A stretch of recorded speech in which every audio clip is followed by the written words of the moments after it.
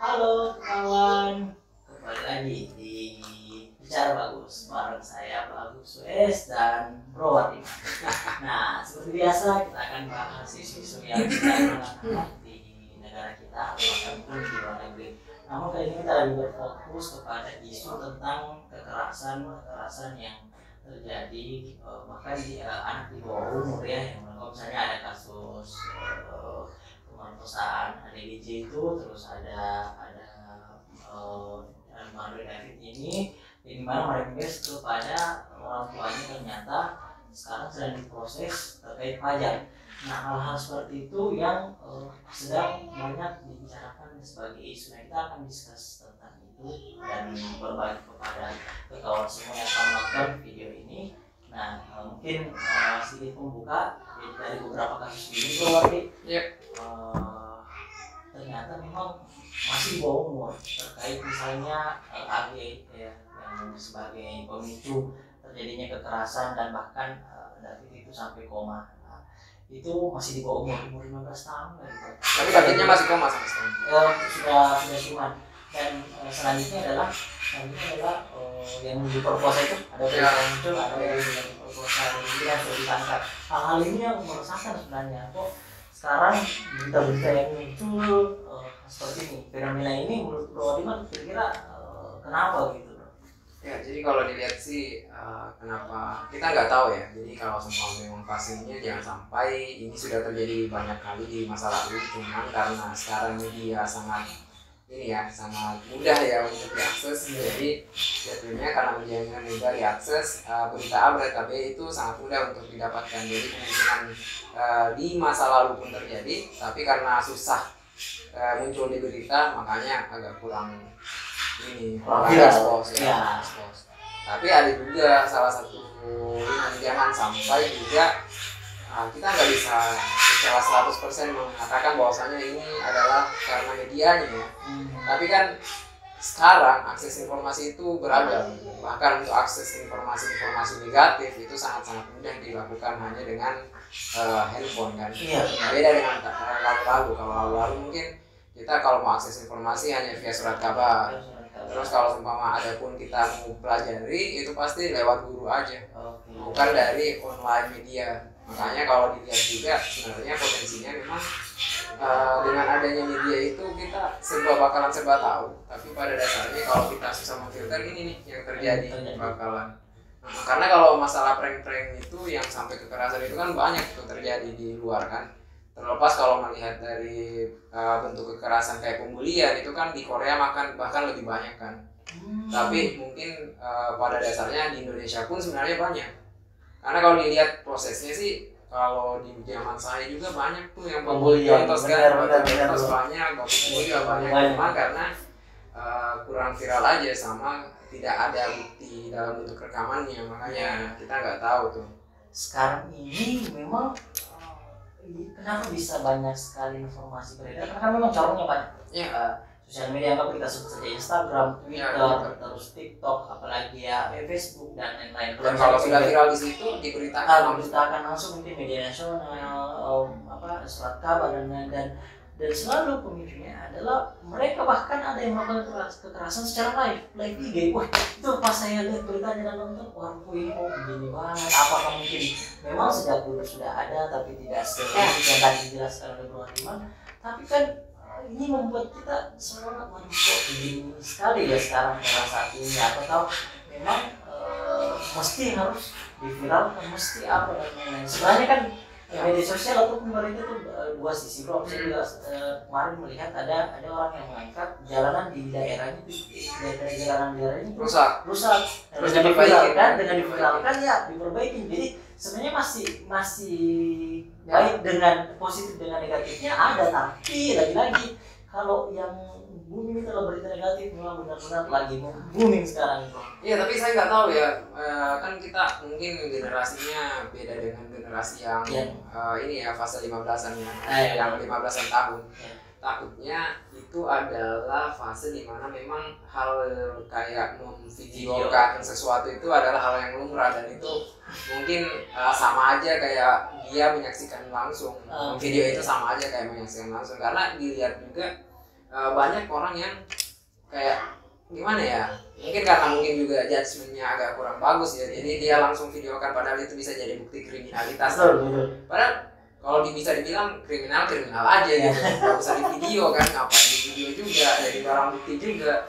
Atau mungkin ada nih, kalau pernah nonton film-film psikopat, mereka menjadikan itu sebagai piala, jadi video-video itu. Iya, itu kan kalau kita bicaranya bahwa ini semua anak-anak muda ini yang zaman umur 15-an tahun ini psikopat. Ya, tapi kan masalahnya tidak. Tapi mungkin gini bro, ingat nggak waktu awal-awal handphone kamera muncul, ya terus ada kamera depan, terus media sosial menjamur. Awalnya kan kita juga agak kaku kan mau selfie, ya, terus bareng sama sampai sekarang saya masih. Ya bang, di tempat makan terus. Tapi biasa sekarang bahkan umurnya di atas kita, sedikit-sedikit aja foto, belum makan ada sedikit-sedikit foto. Kan berarti apa yang terjadi bahwa ini adalah tren masa kini yang jadi karena adalah orang-orang atau anak-anak yang tumbuh dengan media sosial. Jadi memang mereka sudah lumrah biasa saja. Iya, semua pasti didokumentasikan lah gitu. Menurut saya kan begitu. Iya, tapi masalahnya kok orang mukul yang didokumentasikan itu ngeri bro, itu sampai diinjak-injak gitu sih. Iya, ditendang jatuh kan, ditendang lagi. Kepalanya, wah gila. Itu masalahnya di mana korelasinya gitu. Itu kalau game apa itu yang kayak begitu, yang diambil mobilnya itu kayak GTA bro. Ya GTA bro, kayak saya lihat ini kayak di game apakah mencontoh game atau apa, luar biasa ini ya, tidak berperasaan. Dan menurutku ini kok makin membuat kita miris ya. Seharusnya generasi kita harusnya jadi bisa, supaya kita bisa berada sebagai negara maju, tapi beralih dari kekerasan ke ya. Jadi kalau melihat David kan ceritanya udahlah ya. Jadi sudah diproses juga. Terus sampai keluarganya pun ini kan.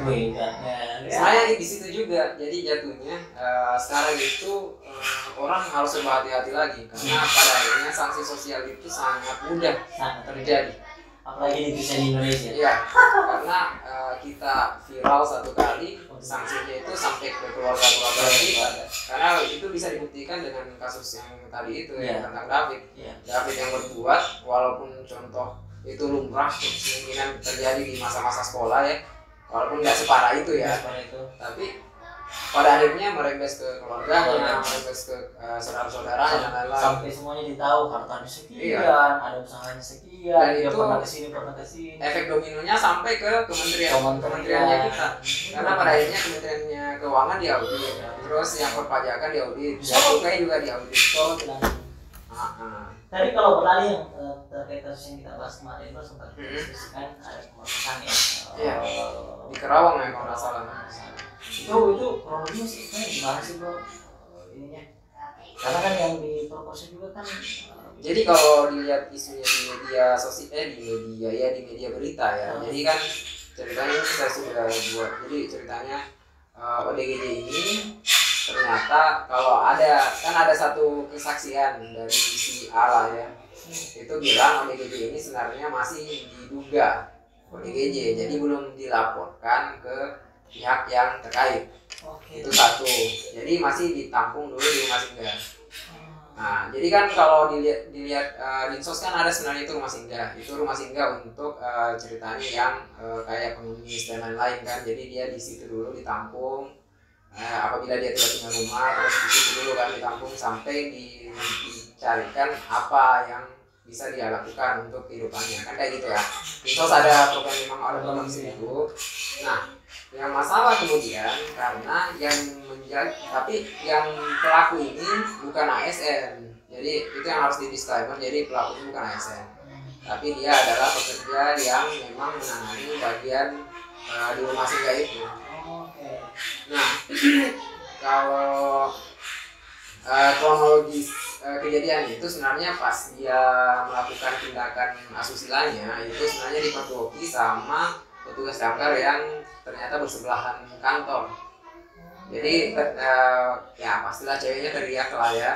Terus ternyata didengar dan itulah mengapa bisa dipergoki. Tapi ada juga media yang menyebutkan bahwa sebenarnya prosesnya ini sudah terjadi 2 kali. Jadi waktu di kamar mandi dan waktu itu yang sempat terlihat dan dilihat sama damkar. Jadi ada prosesnya 2 kali. Kan kalau kronologinya itu perempuannya katanya disuruh mandi dulu, terus disuruh pakai baju daster, terus pas tengah malam langsung kayak gitu kan, ada kejadian kan. Nah tapi sebenarnya yang menarik faktanya adalah kalau kita bisa kaji sih sebenarnya dinsos nggak ada hubungannya sama ODGJ. Jadi ODGJ itu bukan ranahnya dinsos. Jadi kalau terkait dengan pengemis, gelandangan, dan lain-lain itu kan ranahnya dinsos. Tapi ODGJ itu lebih ke ranahnya ini dinkes, dinas kesehatan. Nah itu kalau bisa dilihat sih ada ininya sih. Jadi faktanya kan ceritanya dia Permen Kesehatan RI nomor 54 tahun 2017 ya, terkait dengan penanggulangan pemasungan pada ODGJ. Jadi di situ ranahnya Kementerian Kesehatan. Sedangkan kalau di Permen Sosial itu terkait dengan rehabilitasi sosial itu tidak ada di situ terlihat bahwa dia masuk dalam mereka. Makanya saya nggak tahu, makanya itu mungkin ada penjelasan yang tadi tuh bahwa ini masih diduga ODGJ, tapi dia maksudnya sudah di jalan nggak tahu ngapa-ngapain, terus makanya ditarik kan masuk di rumah singgah. Ya, daripada di jalan kan, meskipun mungkin potensinya sudah ada. Saat dia belum berstatus ODGJ, artinya masih masuk ranahnya dinsos dong. Tapi saat sudah tidak, berarti bukan ranahnya dia. Tapi sebenarnya memang kalau memang sudah ada permennya, sudah ada aturannya, harusnya sih memang ya tolong mungkin bapak-bapak atau ibu-ibu yang bekerja di bidang itu memang harus lebih prihatin ya, lebih melihat ini bahwa adalah kondisi yang sebenarnya kan kita sama-sama manusia yang berbeda saja karena ada sesuatu gitu yang ini, dan harusnya lebih diperhatikan karena kan ya kita harusnya mengayomi lah, dan memang udah ada aturannya, udah ada permennya malah, dan pasti juga ada budgetnya bro. Nanti itu bisa membantu orang-orang yang sedang seperti itu. Iya, karena kan pada akhirnya di media pun ada itu sih Pak Boris. Jadi ada, nggak tahu ya apakah itu benar ya, tapi di media disebutkan juga bahwa sebenarnya sebelum tengah malam itu ditangani sama ada petugas perempuan. Cuman sesudah itu baru nih pas kan tahu lah ya kalau perempuan biasa kan nggak sampai lewat tengah malam kan dia tugas kan. Nah ini ternyata yang tugas malam ini kebetulan sang pelaku. Disitulah terus tengah malam mendapatkan kejadian itu, dan kita nggak tahu apakah kan ceritanya kalau di media yang beredar itu kayak lebih ke spontanitas. Makanya kita nggak tahu apakah memang ini spontanitas atau memang sudah dipikirkan matang-matang prosesnya. Tapi kalau melihat dari ada juga isu yang satu yang tadi yang ternyata sudah 2 kali, artinya kan berarti bukan spontanitas lagi karena sudah 2 kali kejadian ya. Kecuali itu makanya yang sebenarnya polisi ataupun aparat berwajib itu mau tahu sebenarnya apakah ini proses pernah terjadi di masa lalu. Karena kalau sudah pernah terjadi di masa lalu artinya beda apa kena pasalnya. Ya karena kan sudah berulang-ulang ada korban lain. Nah, cuma tidak ketahuan saja atau ya, tapi sih ini bro ya, kalau kita lihat ya berdiskus lebih jauh bahwa sebenarnya memang ini harus lebih ditingkatkan lah keprihatinan kita. Maksudnya melihat hal ini ternyata yang hal yang mungkin di luar dari pikiran kita ternyata ada kejadiannya. Betul. Dan kita nggak tahu ya apakah memang ini zaman dulu sudah pernah terjadi juga. Tapi kan permasalahannya kalau melihat dari kalau kita nggak usah berkaca ke masa lalu, kita melihat masa depan dan masalahnya. Sebenarnya yang akan menjadi permasalahan ternyata di masa depan itu yaitu kesehatan mental sama kontrol diri dari seseorang itu sendiri. Karena pada akhirnya di sini bisa dilihat dan bisa dibuktikan bahwa mulai dari kekerasan anak, kekerasan pelecehan gitu, artinya kan kontrol dirinya kita kurang tuh. Dan kita nggak bisa pungkiri juga kan mungkin kita ada kelemahan dalam hal itu kan, maksudnya ya nafsu lah ya. Nafsu dan lainnya, emosi. Tapi memang dalam punya Ariana Holiday egois ini itu bagus tuh. Egois ini, ego adalah salah satu yang akan membawa kita kepada hal-hal yang tidak baik, karena ketika kita sudah melebihi ego kita bahwa ini adalah saya ini dan lain-lain, itu kita sudah akan terjerumus ke hal-hal yang tidak rasional lagi. Makanya dan itu ego enemy itu memberikan kita banyak masukan atau contoh-contoh bahwa memang kalau belum waktunya kita harus tahu batas. Kalau belum ini kita harus tahu, makanya norma-norma agama atau norma-norma sosial itu memang sudah diatur, harusnya kita mampu. Ya semua orang termasuk saya dan keluarga semua orang harus mampu mengontrol diri dan ini karena tidak ada lagi yang bisa mengontrol diri kalau diri kita sendiri, bukan faktor eksternal. Cari lagi bro. Itu sih Pak Agus, jadi memprihatinkan sekali dan menjadi urgensi bagi kita semua karena bukan hanya untuk kita ya sebagai pemirsa dan ataupun teman-teman teman kawan sekalian, tapi ini juga menjadi prihatin untuk anak-anaknya kita karena saat kita tidak menemukan solusi terkait dengan kejadian ini makanya bisa jadi kedepannya masih akan terjadi ke anak-anak kita yang masih kecil itu yang kita tahu bahwa tidak bisa memfilter. Kita ajar dari kejadian ini kelihatan bahwa dia sudah dewasa, punya pekerjaan tetap, tapi susah memfilter. Gimana lagi kalau seumpama yang anak-anak yang memang otaknya belum sampai situ pikirannya, ya seperti itu. Cara berpikir belum dewasa, belum bisa membedakan buruk dan benar atau dan baik. Nah, makanya dari sekarang semoga kita kedepannya bisa lebih melihat hal-hal ini sebagai hanya fenomena, tidak perlu diikuti dan bisa lebih mengontrol diri. Mungkin itu sih kawan ya bro ya. Mungkin itu sih, semoga konten ini bermanfaat untuk kamu semua. Diskus kami.